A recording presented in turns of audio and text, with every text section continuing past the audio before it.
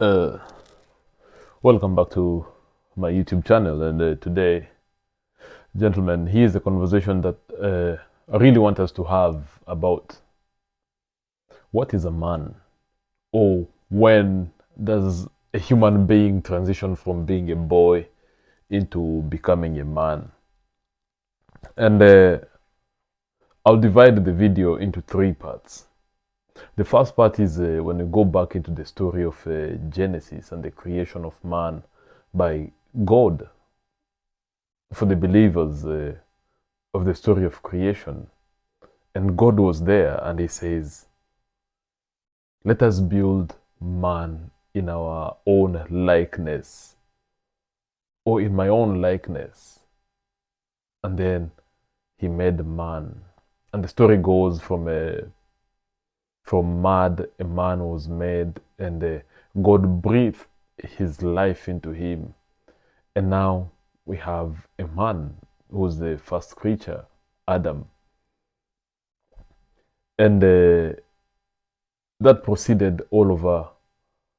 The woman came later, and whatever, up to later on in the stories of the Bible. I'm not here to give you the stories of the Bible because anyone can go and read that for themselves.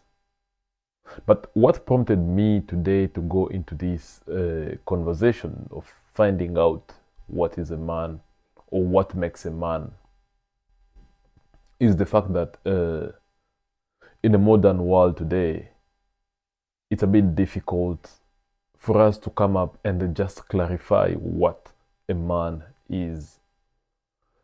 In a world that is full of transgenderism, LGBTQ, and all that nonsense, put them together, we can't simply define what a man is. And if a 3-year-old child could come to you and ask you, what is a man? Maybe most of us, we might not be able to give that broader or that simple definition of what is a man.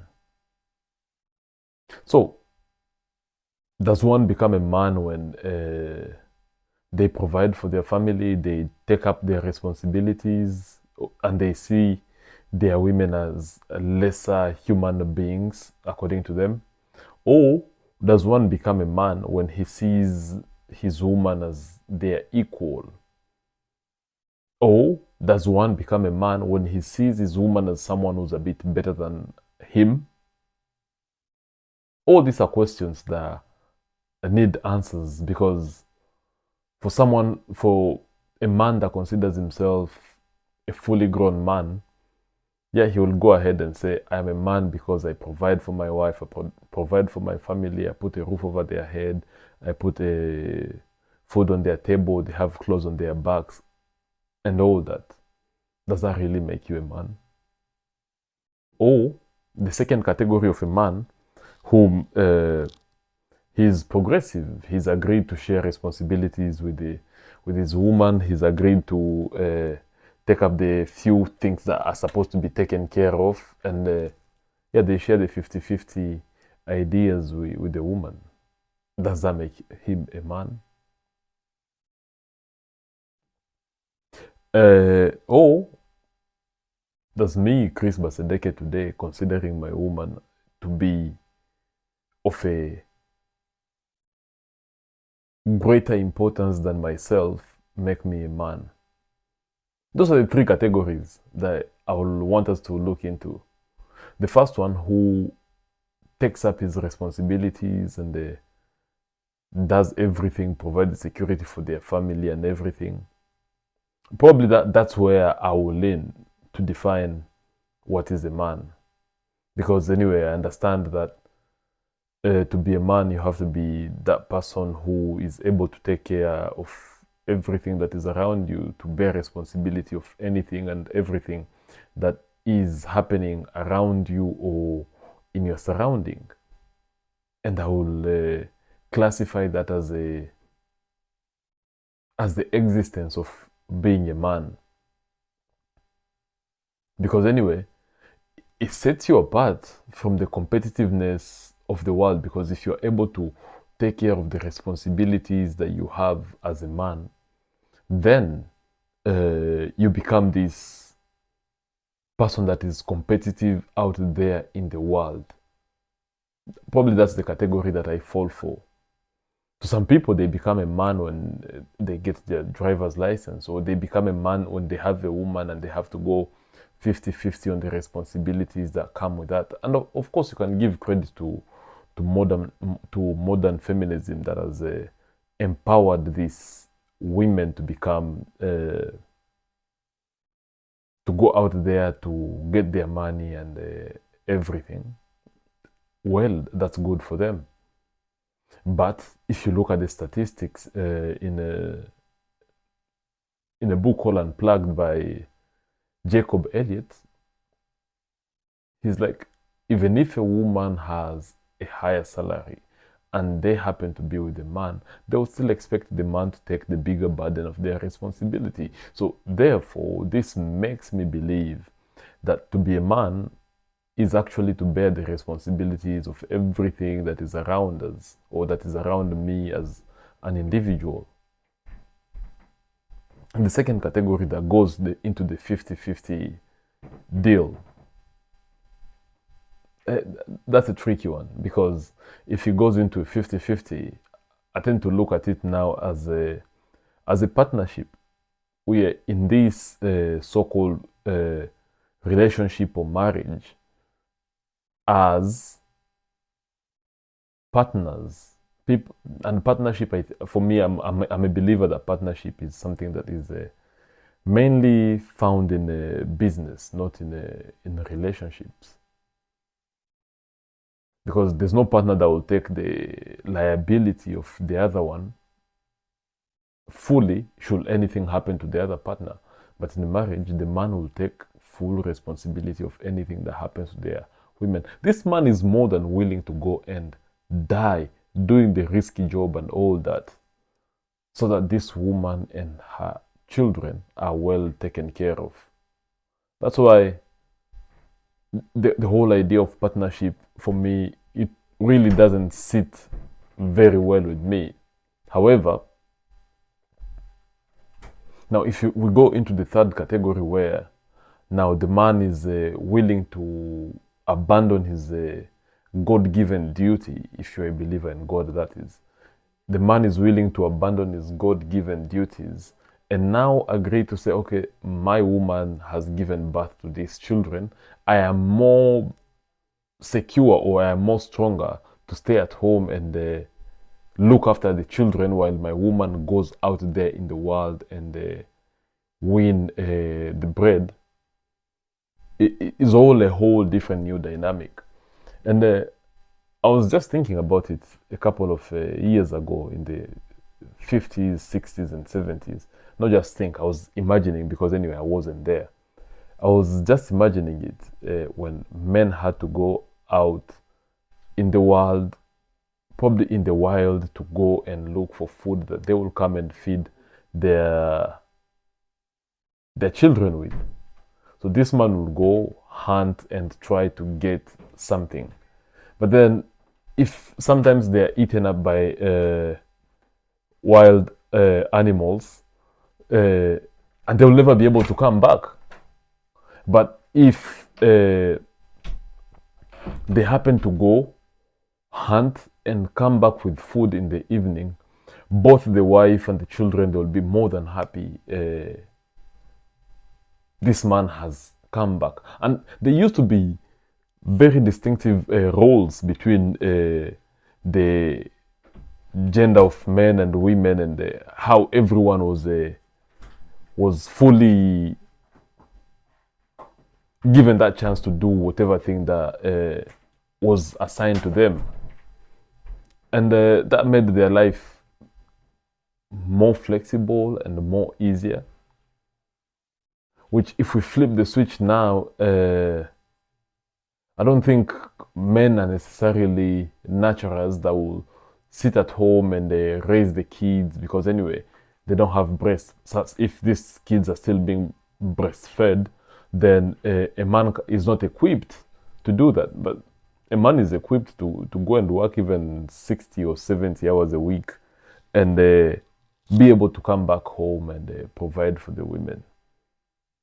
And having had conversation with women, especially women between the age of 25 and 35 or 40, most of them, most of the ones that I've had personally, I've had conversations with, it's been, Chris, now I'm more than happy to stay at home and raise these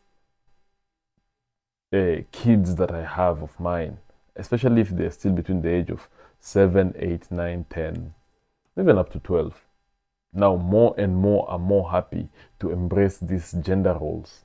And how are they embracing these gender roles? Because anyway, if they go out there in the workforce, they have to rely on their masculine side for them to become dominant, for them to become assertive, for them to be able to get the job done as is required of them. So it is something that is very interesting to look at, because yeah, maybe men we've lost it all, and now we don't know how to uh, how to be us anymore, how to take up the responsibilities of the things that are required of us. So now, having looked at all those dynamics, what are we going to say makes a man? And going into the second part of the things that now I want us to look into, uh, every man needs at least three things for them to come and say, yes, I am now a fully grown man. And number one on the list, I'll say every man needs a battle to fight. Not necessarily for them to go to a war, but every man needs, one, a battle to fight. Number two, they need an adventure to go on. And number three, they need beauty to win. That's a quote that I got from that book right there. Hard times create strong men. You need a battle to fight. You need an adventure to go on. And then finally, you need a beauty to win. And what about this battle that you need to fight? Could be a financial battle. How are you going to attain that financial freedom today in the world? Are you chasing yourself? Are you doing the extra things that are required of you every now and again for you to be able to reach that top of the mountain and you say, I've won this battle? Or what's your battle? Or maybe your battle is for you to acquire a house or have that nicer car or anything. So once you have this battle that you have to fight, then yeah, you're doing great for yourself. And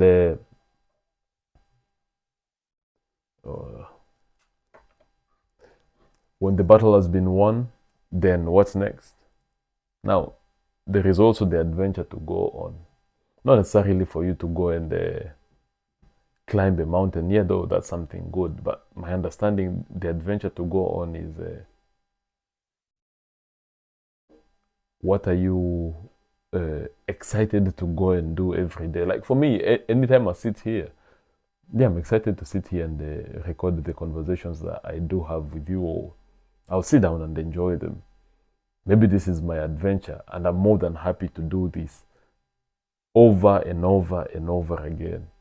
And finally, when we talk about the beauty to win, it's not necessarily the beauty of you're a woman. Though that's something else that you need to carefully select. Make sure you select the best that you deserve, and then you get to put it out there. I mean, you have it out there.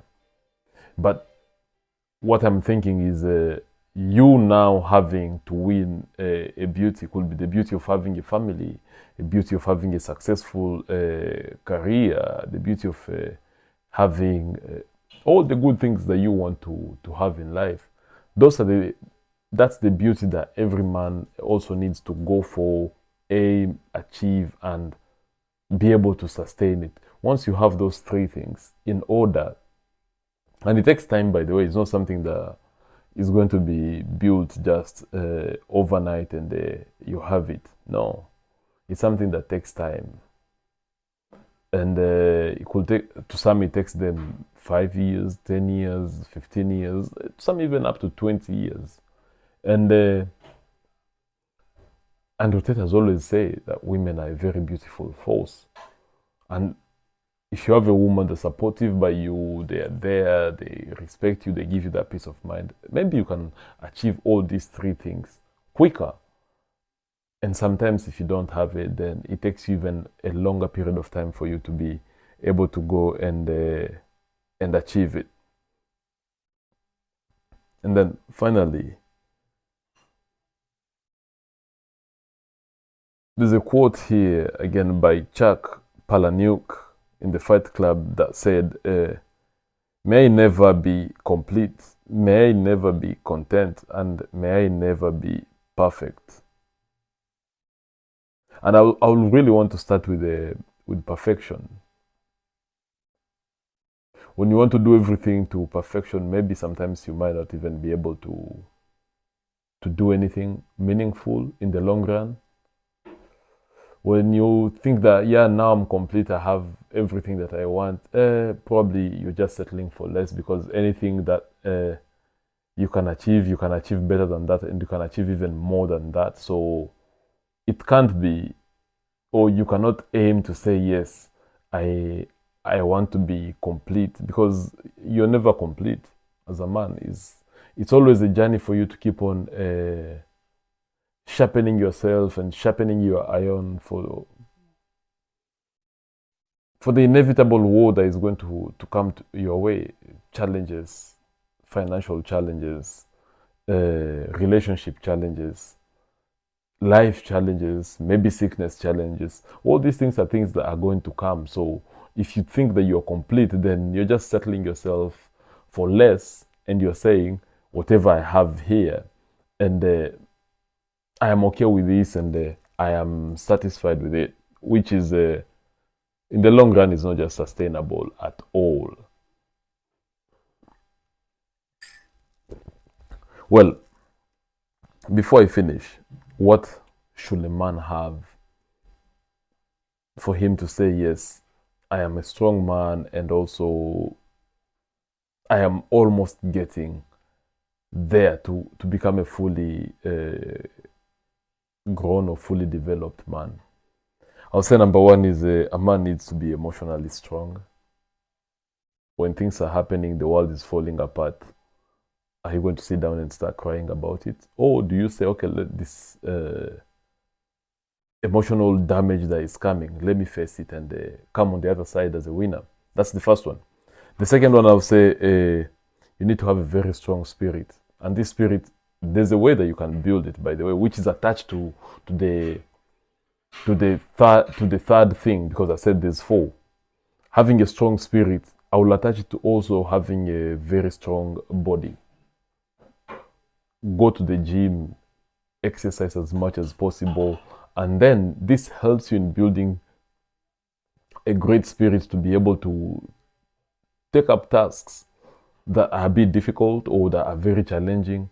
But because you already create this strong resilience of you, first of all, becoming physically strong, then even the spirit has no option, but your spirit will only be forced now to say, okay, here is the way that strength has been put in my direction, and I am able now to follow through with this all the way down to the end.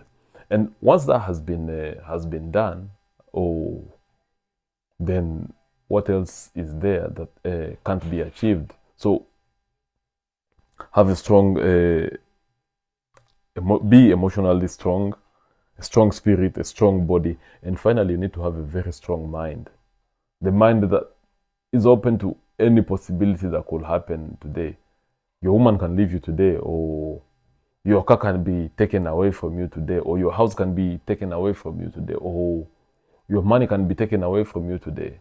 How strong are you that, okay, fine, that one has been taken, and I'm also willing enough to go and make it again happen? And I think failure is very important sometimes, or very often to us as men. Failure in relationship, failure in businesses, failure in career. Probably you are aiming to become the CEO by the time you're 35, and then you're 34. the frustration is setting in.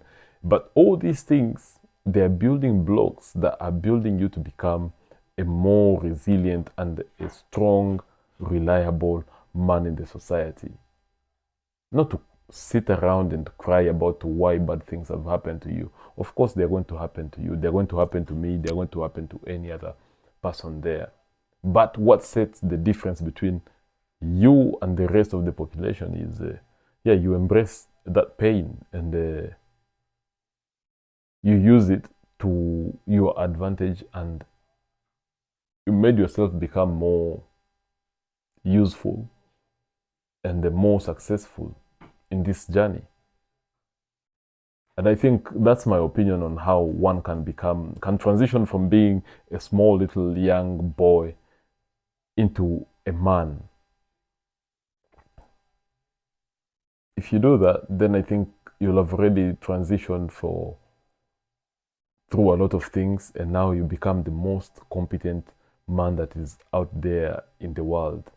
Because anyway, the ways of the ancients may not be able to work today, but by you progressively sharpening yourself and opening up yourself to new possibilities and everything, that's the only way that you can become a man. As I finish, this conversation today was inspired by a couple of books that I have here. I think the first one was, we started with this. I read the Bible. It inspired this conversation. Then there's another one. I was also inspired by this, understanding the purpose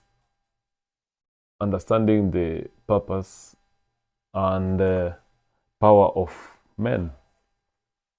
It's a very good book by Dr. Miles Monroe. And finally, The Bible for Men. This is the other book that is considered as the Bible for men. So those are the three books. I'm going to link them in the description area. Of this video here on YouTube, I'll link all of them there. So if you want to purchase them on Amazon or anywhere where you can access them. That's not an advertisement. They're just books I read, and they gave me some good insight that I said I'll be able to come here and share them with you. Don't forget to like the video, subscribe, and I'll see you in the next one. Bye.